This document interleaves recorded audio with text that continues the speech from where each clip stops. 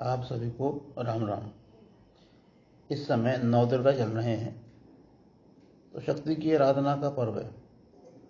इस समय देखा जाए तो कई बाबा, सरकारी बाबा, संत, सरकारी संत, साधु, सरकारी साधु जो कि सोशल मीडिया पर ही ज़्यादा छाए हुए हैं, वह हिंदू होने के प्रमाण पत्र अपनी तरफ से जारी कर रहे हैं। किसी को प्रमाण पत्र नहीं चाहिए लेकिन फिर भी वो जारी कर रहे हैं।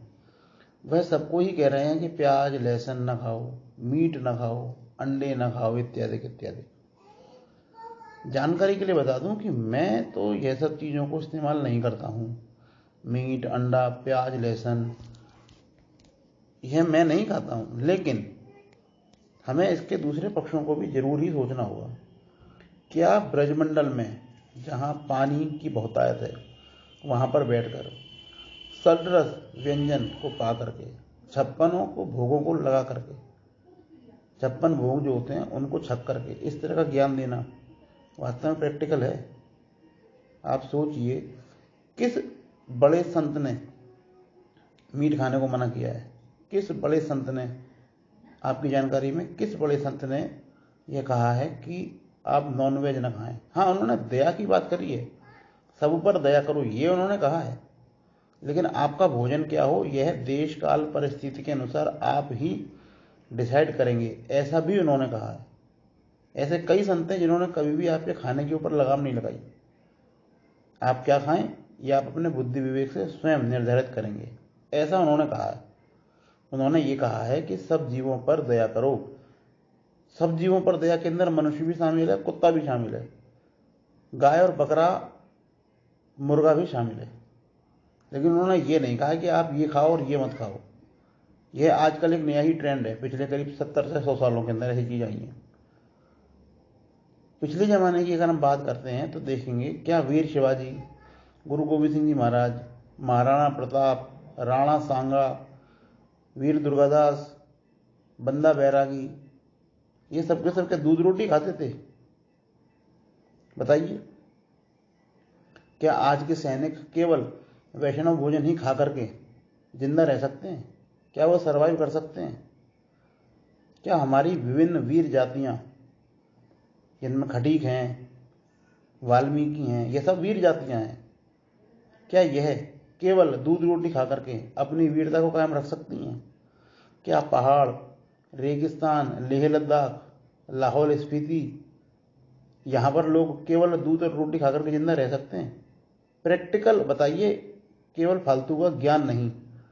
फालतू का ज्ञान तो बहुत सारा है, कमरे में बैठ करके आपको सर्टरस भोजन मिल रहा है, खूब बढ़िया फर्स्ट क्लास दही और रोटी और 56 तरह के व्यंजन और 6 रसों से युक्त आपको विभिन्न प्रकार के भोजन आपको मिल रहे हैं, नमकीन, चटपटा, चरपरा, खट्टा, मीठा, कई तरह के रसों से युक्त 56 प्रकार के आपको व्यंजन, सारे के सारे कैसे? सात्विक, सारे के सारे आपको बिल्कुल प्याज लहसुन से मुक्त, उसमें प्याज लहसुन बिल्कुल नहीं होगा इन सब भोजनों के अंदर, आपको मिल रहे हैं।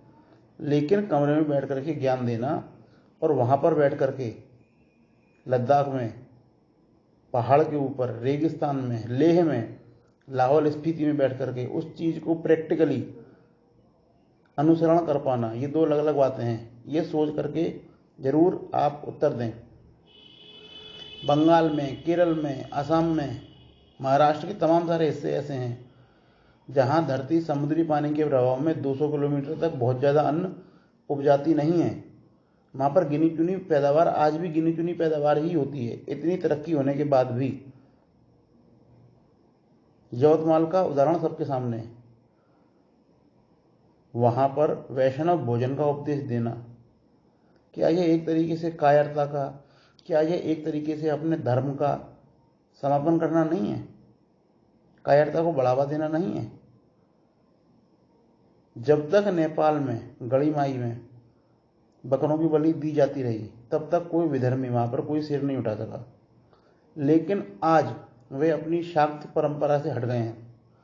तो नेपाल मंदिर में मूर्ति का विखंडन भी अभी 2 दिन पहले, यह भी नेपाल में ही हुआ है।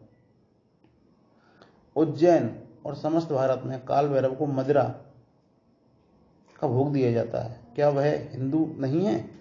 क्या काल भैरव बाबा हिंदू नहीं है? हर किसी को तुम जबरदस्ती वैष्णव बनाए दे रहे हो, हर किसी को जबरदस्ती तुम दूध और रोटी खिलाना चाहते हो। ऐसा कैसे संभव है भाई? समझो उस बात को। उज्जैन और समस्त भारत में काल भैरव को मदिरा पिलाना, गणपति, काली और शिव जी की परंपरा में कई प्रकार के भैरव और कई प्रकार के क्षेत्रपाल, गुलिगा, कोरगज्जा और कालहट्ट, इनको पशु बलि चढ़ाने वाले, सदियों पुरानी परंपरा संपूर्ण भारतवर्ष से लेकर के Mauritius, Nepal, Sri Lanka, Myanmar, Vietnam, यहाँ पर सब जगह ये परंपरा है। बांग्लादेश, वहाँ पर भी आज भी इस परंपरा को लोग पालन कर रहे हैं। क्या वो लोग हिंदू नहीं है? तुम उनको हिंदू होने का सर्टिफिकेट बांट रहे हो, क्योंकि जो दूध रोटी खाएगा, जो लड्डू गोपाल की पूजा करेगा, बस वो हिंदू है, बाकी सब हिंदू नहीं है। बताइए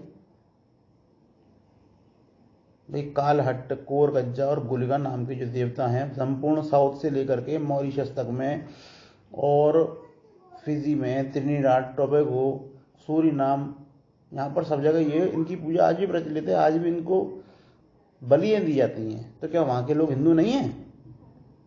इस पर जरूर विचार करें।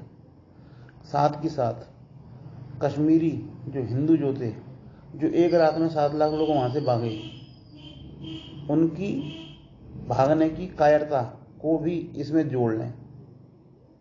विचार करें क्या सही है और क्या नहीं है, किसका सर्टिफिकेट आज जरूरी है और क्या चीज़ प्रैक्टिकल रूप में आज जरूरी है। सोचें आप इसको। ये बहुत ज़्यादा जरूरी है और बहुत ही रिलीवेंट आज के टाइम में क्वेश्चन है, जिसका उत्तर आप सबके माइंड में होना ही चाहिए, या उत्तर ना भी हो तो कम से कम इस पर विचार जरूर करें आप। सबको जय जय सीताराम। भगवती कल्याण करे।